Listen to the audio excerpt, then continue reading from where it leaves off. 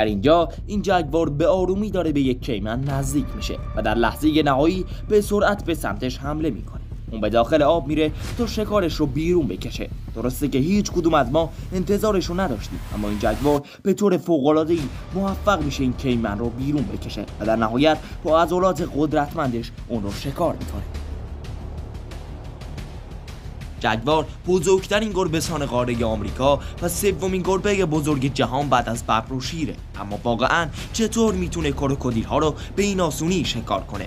باید بدونید جگوار یک شکارچی رأس هرم غذایی به شمار میره و از 78 گونه مختلف تغذیه میکنه. گربه‌سانی که با 2000 PSI میشه گفت بیشترین قدرت فک رو میون ببر و شیر و یا حتی گربه‌سانان داره.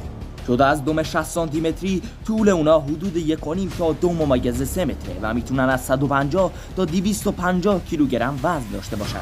و غیر از شباهت زیادی که به پلنگ داره، جگوار بزرگتر، حجیمتر و حتی قدرتمندتر از پلنگه و اغلب از شمال آرژانتین در آمریکای جنوبی تا جنوب غربی ایالات متحده در آمریکای شمالیه.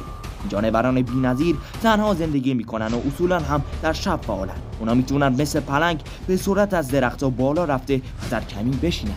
جگوار یا پلنگ آمریکایی میتونه به راحتی به کمک پنجه و آروارگ نیرومندش شکارهای خیلی بزرگتری رو مثل گوزن از پا در بیاره. البته اگه یک میمون یا حتی لاک‌پشت رو هم سر راهش ببینه، به اونها هم رحم نمیکنه و به راحتی اونا رو هم شکار میکنه. دفعات خیلی زیادی دیده شده که حتی به سراغ خزندگان و لاک‌پشت‌ها هم میرن و حتی گاهی تمساح و آناکوندا رو هم شکار میکنه. اونا با استفاده از قدرت بی‌نظیر آرواره هاشون میتونن حتی قدرتمندترین استخوان‌ها و حتی پوستا رو هم سوراخ یا تیکه تیکه کنن. قدرت فک زیاد، قدرت عضلانی و سرعت و چابکی مثال زدنی به جگوار این امکان رو میده تا به راحتی یک شکارچی مرگبار رو مثل کروکودیل از پا در بیاره. زمانی که در کنار مهارت‌های شکار و قدرت بی‌نظیر دندان‌ها، مهارت شنا هم اضافه میشه، اون زمانی که جگوار سراغ کروکودیل‌های 150 کیلویی هم میره.